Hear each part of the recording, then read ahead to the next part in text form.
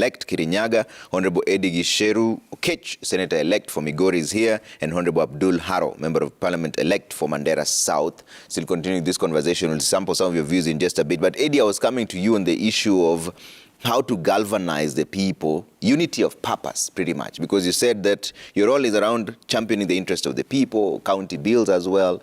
We've seen stark positions, contrary positions, when it comes to party affiliation. One party saying this, the other party saying that. Regardless of the fact that you think this is a good bill for the counties, how then will you lobby across the floor to ensure that there's unity of purpose, especially for the young parliamentarians who some may not be from your party? Thank you so much, Trevor. Actually, for me, that dichotomy even extends to intergovernmental, because you'll find that each county develops their own CIDPs, County Integrated Development Plan. Yes. And in those County Integrated Development Plan, is what then the county executive, in partnership with the county assembly, uses to picture or to focus the kind of development that they want to have in the county. And that dichotomy sometimes, brings a problem between what they get from national government and when they get it, which again becomes a problem. But then I think that my approach to leadership is that of collaboration. And the collaboration in the interest of the people. So I'll start with what I'm supposed to do locally in terms of how does a senator become a partner to the county. So when you look at the development of CIDPs by the county governments, I think that one of the things that I'll be very keen on as a young senator, and having gone through the challenges that youth and women go through to have better income. The first thing is I would want to look at how do I strengthen prioritization of needs of our people. And I like the way my sister Njeri spoke very eloquently about the different challenges that different constituencies are facing. From Migori, where I come from, different sub-counties also have got different challenges. You might go to Nyatike and you find the overarching challenges of water and underutilized economics of the lake region. And then you come to a place like Awendo, there is a very big problem around the empowerment of the farmers who are in the sugarcane industry. And then the second thing is ensuring that the service delivery, there are services that are entirely in the hands of the county government around the areas like health. I want to make sure that those service deliveries are actually very efficient and effective. And then also be able to hold the county accountable in implementing its own plan. That is very key to me. But most importantly, thinking about recommendations from the report that are coming from the counties to make them effective. But then when you come to the national level, one of the biggest problems that us as senators are facing is how do we help our counties receive things like resources on time. You find that counties, by law, have got a specific date for which they should make requests to get money to the counties. And a county like Migori will make a request, let's say on 15th. And then after making the request to the national government, the money doesn't come even after 3 months. And then sometimes you get that there's big bunch that is given just before the end of the financial year. Yeah. So how do we then work as senators to ensure that from the national level, the national government does its work to ensure that the counties are enabled to work efficiently and effectively in terms of getting the resources on time. Yeah. And this, I think that in the Senate, will be cross-cutting issues that don't only affect a particular party or a particular coalition, but they affect counties more generally, and more broadly. But this is where the rubber will really meet the road for you, Eddie, because you're talking about the CIDP, the County Integrated Development Plan, but there's another bridged version of it called the ADPs, which is the Annual Development Plan. What that will entail for you as a senator is first to stay in the county. So that you know this was part of the issues that were supposed to be done under the ADP. They have not been done. You go to a hospital, for example, and you say this was part of the annual development plan. At this particular point, we were supposed to have done this and this and that. It has not been done. Then you're told, Senator, the money has not been allocated from the national government. So what do we do? I mean, I think the Senate therefore becomes a major pressure point. And I think that part of it is being able to collaborate with other senators to make sure that we put that pressure on national government. Of course, within the realms of what is available in the national kitty. And I think that most of the counties tend to align some of their priorities also with the particular coalition. So I am in Azimio, and I'm very clear in my head that the Azimio other particular manifesto. And that manifesto, if Azimio forms government, then we are supposed to align ourselves with that. And that makes it possible for us as the team of Azimio to even reach out to the other side to make sure that we help each other in making sure that the money that's going to counties are actually achieved by the national government. And Honorable Haro, you also mentioned quite a number of issues: poverty, drought, security, broken promises, transition period, which is also what you talked about, and livestock insurance bill. But you will also face the reality of party positions vis-a-vis the interest of the people. In fact, there's a question here that Rain is asking on Twitter, but he directs it to Njeri, but this will also apply to you as a member of Parliament. He says, Trevor Mbija, tell Njeri that MPs vote based on party positions. All right? She will be summoned by UDA parliamentary group and be told how to vote. That is the painful truth.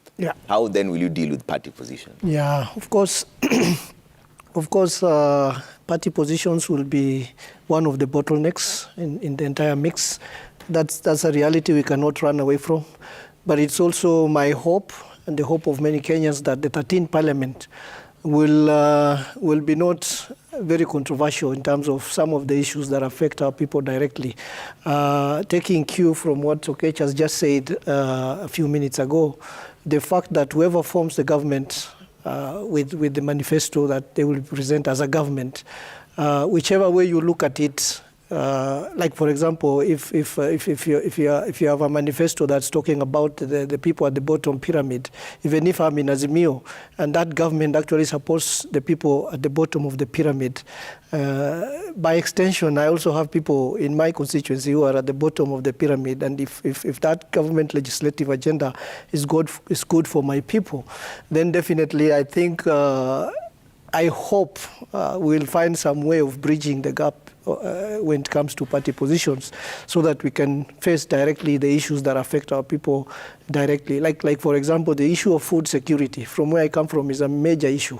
And any pastoralist will be happy to support an agenda that will definitely ensure they are food secure. We are no longer worried about physical security. We are worried about those other securities that affect our human life. For example, food, joblessness, healthcare, and those are issues that definitely will be so endearing to our people. And of course, as new legislators, as young legislators, so to speak, we'll definitely try and see how we can reach out to each other so that we can raise our voice to be heard in those party structures, so that we don't have so much push and pull in opposite direction when it is a matter that is affecting our people all around. So I think it's we have a lot of work to do, especially as new legislators. We have been watching from outside, looking at our senior legislators and the way they've been running business in this country. And I think one of the reasons why some of us got an opportunity to get into that house is because we promised our people will be different. We'll push an agenda, the agenda of the national development differently.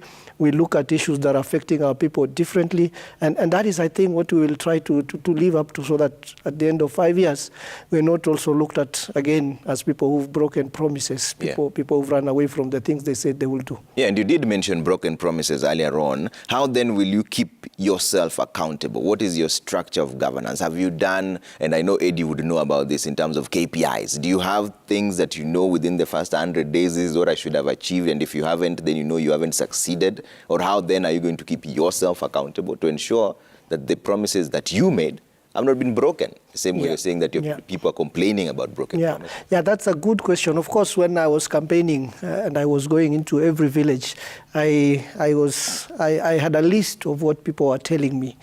And I had an understanding with these people that, of course, not everything that they've put on the table will be able to be fulfilled. But we will go back to the people, prioritize those issues, and see what can be achieved within the 5-year period. So I'm going, together with my constituency committee, develop a strategic plan for my constituency for the next 5 years, and look realistically at those things which are a priority for our people, so that we don't end up, stretching ourselves so wide and at the end of the day fail to fulfill anything. But we can look at few key issues. And of course, under the new CDF Act, people talk about the 2013 Act and the 2015 Act. Which one do you believe? The 2015 Act, of course, is a new version. So you think CDF has not been abolished? I think so. And I think if we go by that one, question issues around education and issues around security, which are very passionate about, are issues that are really been given a lot of weight, what CDF would be able to do under the new 2015 Act. And again, for me, I think I'm a bit lucky, because in my county, we have a governor, a senator, a women rep, and almost 23 out of 30 MCs coming from the same party. Yeah. So it will not be very hard for me to be able to negotiate with my governor, so that some of the things that cannot be done by the MP, we can do collaboratively with the county government in terms of developing our constituencies uniformly, and include all the constituencies uniformly, so that we can be able to develop our agenda. And of course, as a legislator, in my representation role, I'll also be able to reach out to different ministries at the national level to see what can be done, and of course also talk to some of my friends in the international sector, so that we can be able to see what we can push as a result of, in terms of developing our people. Now that you brought it up, CDF was termed unconstitutional by the Supreme Court. Can you function without the CDF? It will be very difficult for an MP to function without the CDF. I think at this stage I cannot be very clear about what exactly is there and what is not there. But once we're sworn in and we look at the in tray of what we're supposed to do, I'm sure that's one of the agenda which will be on the table for everybody. We'll see what can be done about it. The other agenda that will be on the table is your house sitting allowances. Well, we'll see what comes up. I like the way you don't want to comment on that conversation. Let's bring in Jerry on this as well. Jerry, in the first 100 days, what do you want to do and how do you want to do it? And how are you going to hold yourself accountable? So that even at the end of the first year, you know, I have either failed or I have succeeded. And people have seen me succeed, because there's a difference between what they expect of you and what you think is your own success. So just because you've tabled a bill which is really within your role, the people might not configure that as part of your successes. They are waiting for the things you told them you will do on the ground. How do you want to hold yourself accountable in the first 100 days? I think first let me respond to the tweet and say that we're not oblivious of the fact that there are party lines to toe. But what we are saying, Trevor, is we must commit to serving the Kenyan people at large. And my party leader, who's the president-elect, has committed to working with other leaders to ensure that the issues that Kenyans face are addressed. So for me, it's not about being oblivious of the fact that there are party lines to toe, but it is coming from a point of hope that we must agree on certain issues. We cannot fight on issues that will resolve the pressing needs of Kenyans. We cannot fight on issues like the high cost of living, which must be addressed. A representative of Azimio or any other party has constituents who suffer the high cost of living, as I do. So it's not about the party lines, but I hope that the 13th Parliament will look beyond and at least, sort out the Kenyan people, because that is what matters at the end of the day. And those are the people who have sent us to Parliament or to Senate, like my colleague. In regard to my first 100 days of office, Trevor, I want to believe that first I have to have the right data to work with. When I was going around doing my campaigns, I thought there's a lot that I can do within the first 100 days. And then I realized that there are people who are complaining, they've not even been registered as PLWDs, they've not been registered as the elderly, over 70, or rather they don't even get their money, they don't know what happens with who receives their money. Their data was taken, but there's so much nitty-gritties. So what I want to commit to the Kirinyaga people, we can address the pressing needs like mental health issues. We can see what we can come up with, and before we come up with long-term solutions, we can address the teenage pregnancies. We can come up with a mentorship program. Those are things that I can do without needing much data. But for the things that will need me to have actual data, because I believe it would be wrong of me to just walk to deliver blindly without the correct data, without knowing this is a PLWD person, they need this from me, they expect this from me, this is from this other certain disenfranchised group, they need or require this from me. So that is what I want to commit to the people of Kirinyaga, that I want first to have the right data to work with so that I am able to deliver to them what they expect of me. The checks and balances, Trevor, I think sometimes it's a blinding factor when you have a position, and I do not want to promise that I'm going to rain manna to the people of Kirinyaga. But what I want to assure them is that I will take a commitment every day to ensure that I do my absolute best to serve them with what I have, and even go beyond to look for partnerships with organizations or any other non-governmental or other leaders that can come in for the betterment of the people of Kirinyaga. All right. Eddie? First of all, let me say that devolution works best when there is harmony between the national government and the local government, which is the county government. And the anchor of that, for me, starts with the leader of the country. And as we speak right now, I believe that Honorable Raila Amolo Odinga, first of all, is the father of devolution in Kenya. And as matters presidential, which I don't want to go to right now because that's not the question, we still don't have a president yet as far as coalition is concerned. And we are hoping that the Supreme Court will give us justice. And therefore, my hope is still that Honorable Raila Amolo Odinga will be the president of Kenya. And the reason why I think that this is very fundamental is because if you have a president who believes fundamentally in devolution, the idea that resources and power can be given to the people, then as a senator, you start from a very strong point. Because senators, as you had asked Trevor, the issue around delays of funds or sometimes inadequate allocation of funds to follow the devolved functions by the national government, senators are mostly put at crossfire between them and executive bodies that tend to be in charge of the resources that goes to the county. For instance, if you look at the problem between the Office of the Auditor General and the county government, whereby a county requests for money and then the Office of the Auditor General wants to audit the request, not the usage of that fund, for 3 months, and then delays that allocation, right? It becomes then a problem and a burden to counties. So I hope that the first thing in my first 100 days would be to articulate the vision of my president, Honorable Raila Amolo Odinga,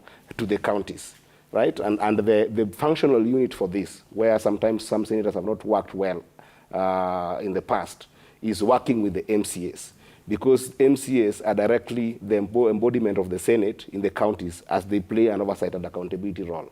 And that working relationship with the MCAs is to aim at harmonizing their vision for the county with that of the national government. Of course, in this case, it would be the Azimio coalition's manifesto with regard to the national vision for the country, but also, more importantly, the idea that they have for what our country should do. So that would be my first biggest priority. The second priority for me would be to find a path to harmonize my own idea around where our country should go and that of the governor.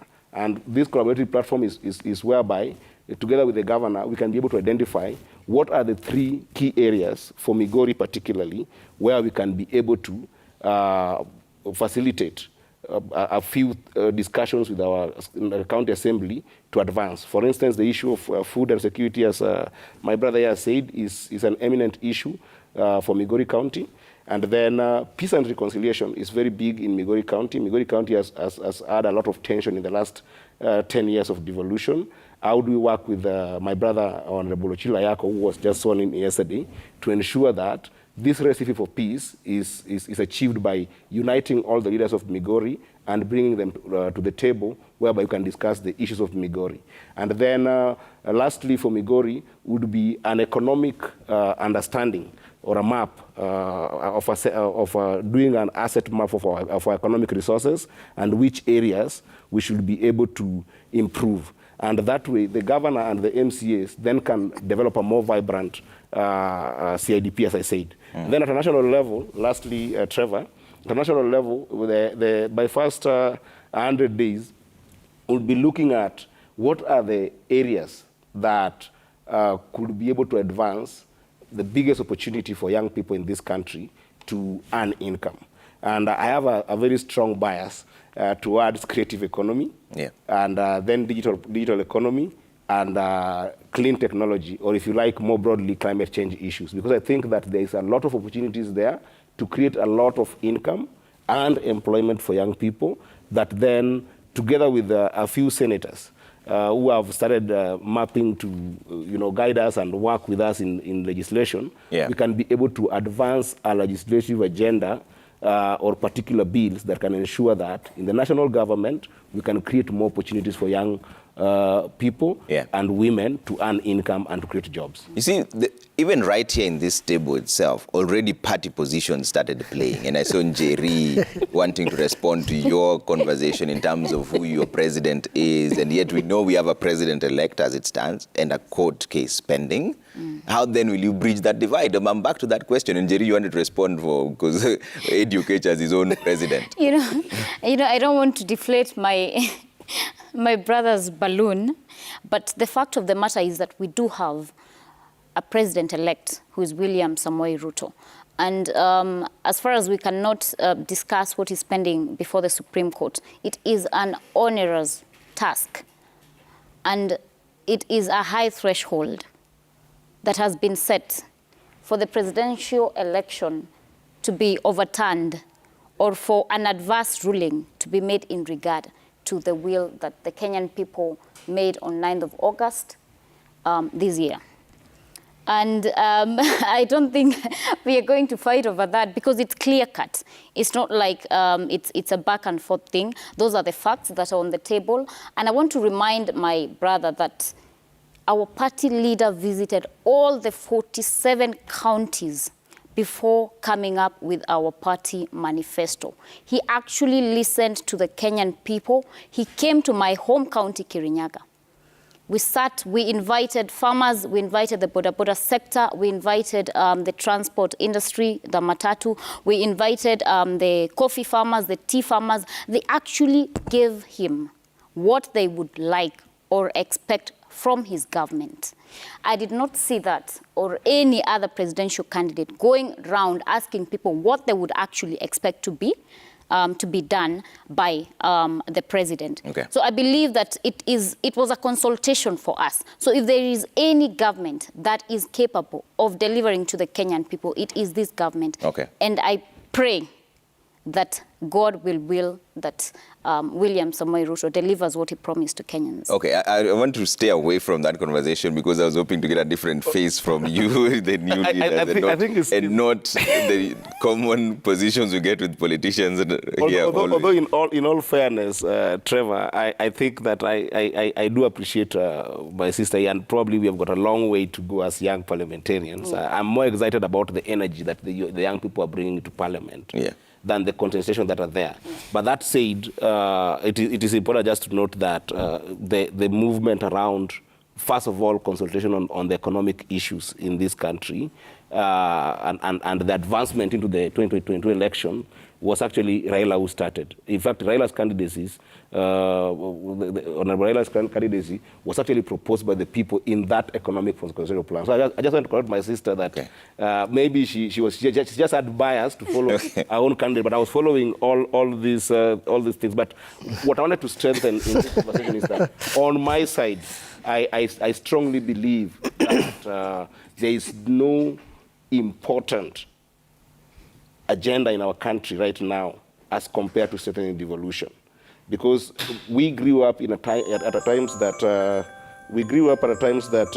it was very difficult for people. Now we know when you wake up. We know usually alarms go off when you wake up, so now we know that's the time we grew up at a time that every service you wanted or everything you wanted to advance in our country, you had to come to Nairobi. Okay. And you have to get a leader who actually believes in empowering people in the grassroots and who actually believes in that empowerment, not devolving corruption in the grassroots. Okay. So that if we can be able to deflate corruption in the grassroots and empower counties to be able to do their functions and give them money that they need, then that's the leader that the country needs right now. Okay. That's the leader Raila Amolo Odinga. And bring in Harold on this, but let me take some quick feedback, then we come back to the conversation here. Let's bring up the feedback and see what you're saying here. Atanas Mavuti says, congratulations to the new honorable members. I would urge them to enact laws which will benefit the youth of this country, regardless of their political affiliations, as the youth form a larger part of unemployed in the country. All the best to all of you. Okay? Rotich says the greatest fear for young politicians is the thirst for money and status quo. Hope this is a different era. Let them be judged by the delivery of their manifesto rather than the drafting of the same manifesto. Thirst for money. We'll talk about that in just a bit. Engineer Lazaro says the younger parliamentarians now bear a big responsibility of transforming this nation by bringing in new methods. Things like tribal boundaries should be past tense. Okay? Economics, you call yourself, says, good morning, Trevor. I'm proud of my friend Eddie. He seems to understand his role as a senator and ready to perform such roles as envisaged in the 2010 Constitution and parliamentary standing orders. I wish him well. Okay? Bob Otieno says, my fear to the young legislators is that they are going to be swallowed by status quo of their respective political parties. Hence, they won't be able to articulate their agenda. Okay? Kinywa Mushoki says what a new MP must first do is secure his or her constituency base. Their local reputation is formed in the first 2 years. Lastly, I hope they will focus on passing laws that are practical and considerate even to the lowest class. Rotich 361 says, for quite a good number of years, we as youth have not had a long-term solution to our problems, especially unemployment. Ask how Njeri and Eddie are going to solve this. Okay. Unemployment issue also comes up again. Mogire Jasper says, MPs seem to have forgotten that they no longer have money for development, quote unquote. Let them go back to their core mandate, keeping the executive accountable and making laws that benefit mwananchi, not wenye nchi. Let them not revive CDF. Okay. Mohammed says the agenda of the 13th Parliament should stay true to the doctrine of separation of powers and perform their constitutional functions accordingly. Each member of Parliament elected has two guiding principles, the party manifesto and their own pledges to their constituents. Okay. Honorable Aro, we are coming to you on this issue of 12th Parliament. Compared to me, the 12th Parliament and the 13th Parliament, what do you think worked in the 12th Parliament? Where did they go wrong? Where did they go right? And how should the 13th Parliament correct it now that you are the ones coming to the House? I think the 12th Parliament, especially given the fact that it was a transition parliament, especially towards the end of their term, where we were seeing a big transition coming up like we are witnessing now with all the challenges that it has. So it was very conflictual towards the end. You can remember questions around BBI and how conflictual it was. A lot of time was wasted debating so many things that took away time from other economic and pressing issues that the nation should have concentrated on. And of course, they also faced their own good level of challenges, especially because of the COVID-19 impact that engulfed the whole world, and Kenya was not spared. As a result, I think they were very much slowed in their legislative agenda and their development, agenda for their constituents. I think I am hoping our 5 years will be not as conflictual as the 12th Parliament. We are coming from elections where we have seen two big, large formations of political parties with issues which are different from the issues that we had in the past elections. For the first time, economy is at the center stage of the debate, whether you are in Azimio or whether you are in Kenya Kwanza. And I think that's a healthy context to come into as a new legislator, so that we can be able to contribute our fair share of knowledge that we have in the development world. And of course, we are going to learn quite a few things as we go along. But I strongly believe we have to catapult ourselves on the stage and contribute, because if what I've read from some of the comments is we will be swallowed or muzzled by the legislators who have served for many years before us. But I can assure Kenyans that we will be able to step up and take our share of position.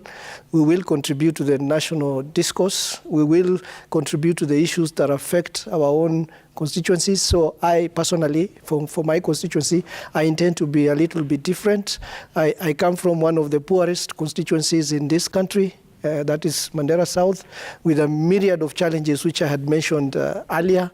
One of my priority areas, as I was going around, because of the large youth population and because of many youths being in school, there is a pressing need for beefing up the bursary kit, the investment in bursary for students in colleges or in secondary school or in universities. And that one definitely has to be done in collaboration with the county, because CDF, whether it is there or it is not there, even if it is there, it is not enough to be able to cover some of that needs. And one thing that will surprise many Kenyans perhaps is the fact that electricity is one of the major needs that we have, particularly in my constituency. And given that without electricity, you cannot even access, internet and then what have you, given that a lot of opportunities, whether jobs or whether contracts are put online nowadays. So people from that part of the world, because of lack of electricity in most of the areas that I'm serving, because of lack of electricity, are not able to reach those opportunities. Even university enrollment nowadays through COOPs, it's done online. So if a student has finished his high school and is in one of the remotest areas in Mandera South, they will not be able to even apply for the courses that other students in the universities are applying for. And therefore, electricity is one of the major issues that I think will be part of my biggest priority, and I think taking cue from what he said, the question around digital economy, especially for the youth, on what they can be able to do with the internet to be able to raise income for themselves, and of course the question around social security, especially around health care, whether to beef up the NHIF in collaboration with the county government, and also to make sure that there is some kind of cash transfer, especially for those pastoralists who suffer drought during seasons like we are going through now. And the bottom line of all of this is good governance. If I can be able to improve service delivery as an MP with the kitty that I have, and also pull in different stakeholders in helping, and of course dealing with the question of insecurity. And you know, insecurity is a collective matter by all stakeholders. I think those are some of the things that I will find a priority for me. Okay. But I think, I hope we will be able to bridge some of those differences we have within our party lines. Okay. And also I'll be able to build relationships with my fellow new legislators so that we can look at the issues that are affecting our people, especially the young people, from the national patriotic perspectives, not narrow criticisms we are boxed into by perhaps party manifestos. Okay. Yeah. That kitty you keep referring to at the moment is still unconstitutional based on the Supreme Court ruling. However, your fellow legislators have argued that the one that was unconstitutional is the 2013 one, the one you're using right now is the 2015 one, and you've also answered that you will find out what the floor of the House thinks when you get there, and that's a fair position because you're yet to get in there substantively. But let's bring in Jeremiah on this also as well. And for you, I'd like to hear, what do you think your predecessor did right that you want to continue with? And what do you think are some of the issues that can be fixed in the 13th Parliament compared to the 12th Parliament? I believe my predecessor focused on social welfare, which was a very integral part of the community because she really did a lot of work around ensuring that the social needs of the people are met. And that is something that I would like to build up on. And what I'd like perhaps to introduce is just what we bring, Trevor, most of the time is a different style of leadership, a different way of doing things. And most of the times, that is the thing that is lacking. The difference of perhaps the way I want to consult with people, the way I want to plan on my delivery, the way I want to engage, or rather the people that I want to engage. So I cannot be here as a politician beat around the bush and say that my predecessor did not deliver to the people of Kirinyaga. She delivered in her own capacity, and perhaps in her view, that was the best she could offer. So what I want to bring in is a different style of leadership and the way I want to commit to things and have a consultation with them so that we fix the issues that they need fixed. And I have heard you mention that the CDF Act that my colleague intends to heavily rely on was declared unconstitutional. And yes, correct, that was the 2013 Act. The 2015 Act, NGCDF, is still intact. There is a pending case in court that is ongoing, but it has not been declared unconstitutional. So I believe my colleague here can at least smile. He will be able to deliver to his people. And take away the CDF kitty from a member of parliament, Trevor. What do you leave them with? The reality on the ground is that there isn't enough civic education, even for the seat that I vied for, to enable people realize that these are actually the funds that I receive, and these are the specific roles I should do. And if I go over and above beyond that, because I intend to legislate even on matters of agriculture, it is because I have the goodwill to commit to work for the people of Kirinyaga. So for me, it's about making a new commitment every day. And I've seen someone say that we might be swallowed in, the grandeur of the 13th Parliament. And it is like swimming in an ocean, Trevor. You know, you're fighting to keep your head above the water. And I cannot speak ill of the previous young people who've been, taken to Parliament or Senate, and perhaps people feel they haven't performed. And we tend to judge young people collectively. If I fail as a young person, if I fail to deliver to my people in Kirinyaga, I can assure you that in future, any young person trying to ask for an elective position in Kirinyaga is likely to be judged from my performance. But we don't do that for the other status quo or other elder politicians. We don't see people doing that. For it is a commitment for me to work even then so that other young people who would want to vie in future at least have a standard measure that people don't look down upon them. Because oftentimes we find that people just think we'll just go there, get lost in the noise, and it's very easy. So it's a tricky balance, but I will commit to fighting every day to at least keep my head above the water and fight for my people. Okay. Eddie, what did the Senate score highly on in your assessment, and where did they fail? In the 12th Parliament, what did the Senate score highly more, and where did they fail? I think that the Senate tried as much as possible to strengthen policies around making the oversight and accountability roles in the counties effective. But I did not see many contributions towards legislations that can be able to advance economic situations of young people and women. What do I mean by this? Senators they're just members of parliament and can actually be able to contribute in particular laws that make it easier for young people and women to first get income and two, to get jobs. Income for me is a more immediate intervention, and then jobs are more a long-lasting solution. So I did not see a lot of legislation coming from the Senate. I know my brother, now governor-elect actually now the governor for Nairobi County, tried to talk a little bit about a few ideas around the legislation that go to improve the creative economy sector. But there are no substantive laws that were made around that area. And I think that, somebody asked what would be our contribution as young people to ensure that we improve the status of young people in terms of getting employment and getting better livelihoods. And for me, the thing I want to tell young people, first of all, is that government don't create jobs. Government create an enabling environment and policies that can be able to build the private sector to be able to employ more young people. For instance, right now, Trevor, as I told you, I come from a corporate perspective, and I was running a fintech. And in our country today, we have got about 7.9 SMEs, right, that are running and employing people in some different ways, more on permanent basis and some permanent basis. About 14.9 people are employed by that. But out of that, of those 7.9 SMEs, only about 1.56 are actually licensed. That means that the ones that are licensed, right, we are leaving over 5.8 out of licensing and out of formality that can be able to help them access opportunities.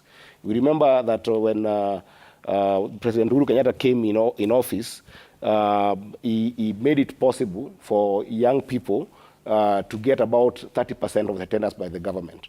But those 30% of the tenders by the government, why do young people and women are unable to access them? They are unable to access them because they are not integrated or mainstreamed into the formal economy.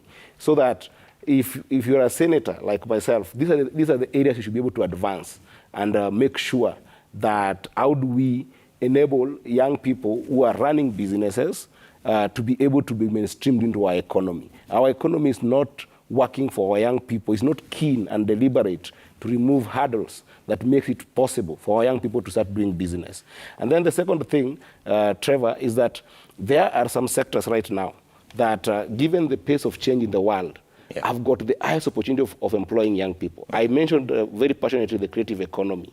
Why should, for instance, a lift that is being manufactured in China come to my country, and then the voiceover in that lift be again Chinese? Or even the voiceover of Google be an American woman or somebody speaking there, and it is a place we can be able to have young people earn. If you can be able to promote bills that can be able to explore things like the creative economy sector to make sure that we immediately enable our young people to earn income, it can be very powerful to pass those laws in this National Assembly and the Senate. All right. Last one, the interesting one that I was looking the other day, you find that we have got about 16 creative economy units, you know. We've got the creative arts, we have got things like photography, things like graphic designs.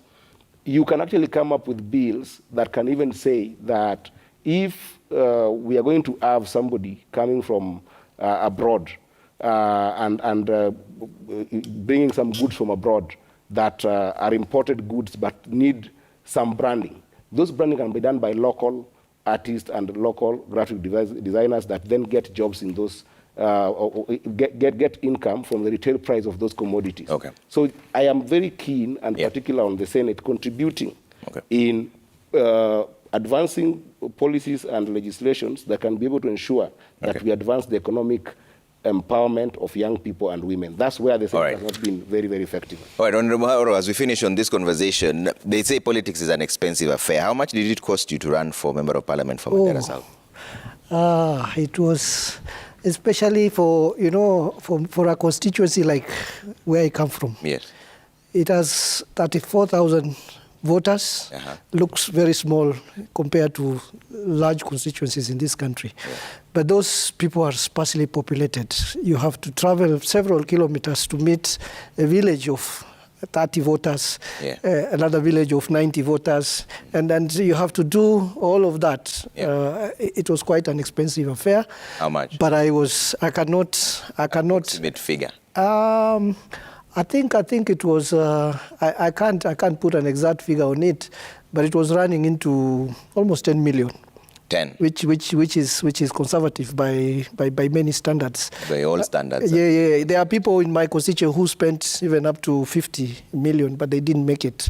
So the notion that Kenyan voters just run after money, I think, has also been disapproved in many instances, especially in Mandera. If you look at what my competitors paid vis-a-vis what I've paid, if you look at the question of Bomet, you know, the famous Toto, and you know, riding on border to do campaigns when people were driving on V8 to campaign against her. So I think people spent money, but mine was very much conservative. But I think the issues that we were selling to the people made a lot of difference, and I think that is true for many constituencies. All right. And Njeri, you know that was coming to you. Yours is an entire county. How much did you spend as a young person?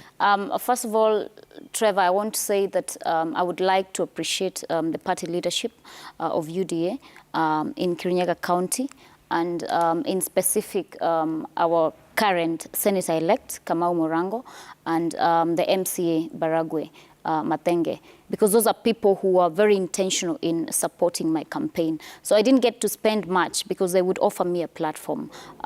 So for me, I would say my expenses ran into the last days during nominations because of hiring of agents, and the last day of the election because then I had to have people to secure my votes. The status quo remains that you need money to vie for political office in Kenya. What we've seen with Toto and I and the other young new elect members is that it is just like a small fraction, and it is just by chance. But we want to ask the Kenyan people that we need to change the narrative around money, because I can tell you for a fact people spend a lot of money. How much did you spend, Jerry? I spent around 4 million. And that ran into the expenses of the agents mostly, because the other works were just fueling the cars and maybe merchandise cards and all that. And perhaps I can ask other leaders who have been in, have stayed in politics longer, or who are other experienced politicians, to be intentional about supporting young people, because we can go far. All right, Eddie, how much did you spend as you close? So for me, I like being very honest. I have a team that I've put in place. I've got a very proper election management team that's required by law, actually. It's actually required by law to have a team that analyzes all this. So I know we did have some in-cash expenses, but we also had some in-kind donations by different people. But because of what I considered, personal opinion, a bungled presidential election, we haven't sat down and, done the tabulation of all our expenses. Of course, we are required by law to provide that, I think, about 3 months from now, about December. So that will come out. But there is something that she said that is extremely important, Trevor, which I think that I need to speak to. For young people entering politics, our government, especially government agencies like IBC, have made it very difficult for young people to be able to participate in elections because they have made our elections extremely expensive.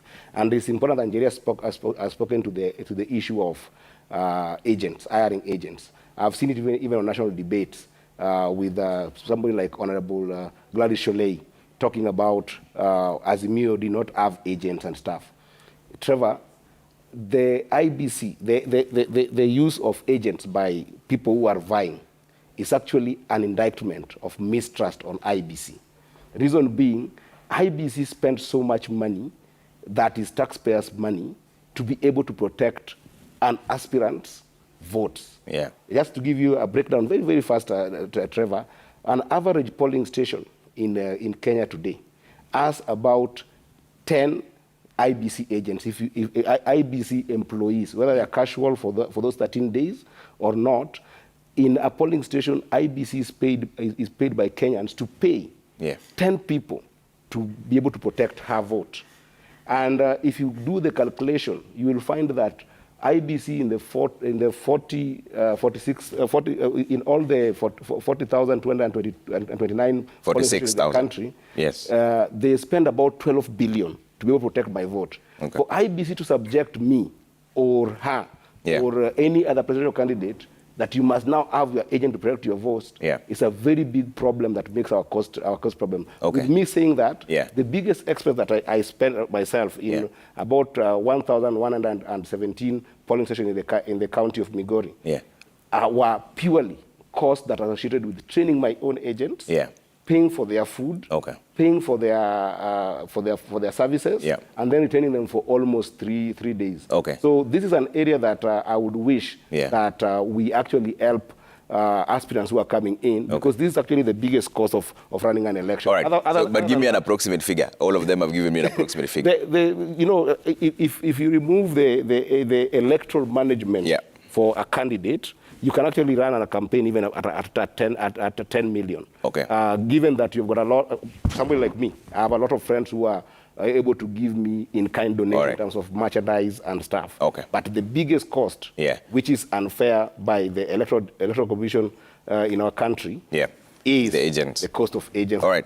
Thank you all for making time. I wish you all the best in the 13th Parliament. Honorable Njeri Maina, Woman Rep-elect Kirinyaga, Honorable Eddie Gisheru Ketch, Senator-elect Migori, and Honorable Abdul Haro, Member of Parliament-elect for Mandera South. Asanteni sana for making time.